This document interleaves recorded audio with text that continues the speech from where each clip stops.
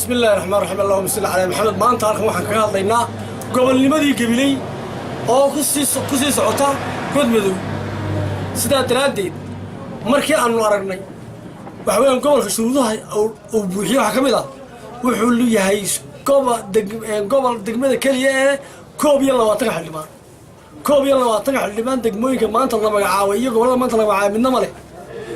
inta lagu furiyay waxay leedahay 6 degmo leeyahay waxaan laakiin markii dib aan ugu noqonay gobolnimada gobolka Gabiley waxa ka koow waxa ragaadiyay ee dib u celiyay ee maanta godka madow ku rido waxa kamid ah dadka dawladda uga mas'uulka ah ee gobolkan number 2 ee ardayda oo tahay hadii dawladda tahay hadii ay maamul tahay iyo haday cuqaasha gobolkan tahayba sababtoo ah muddo hore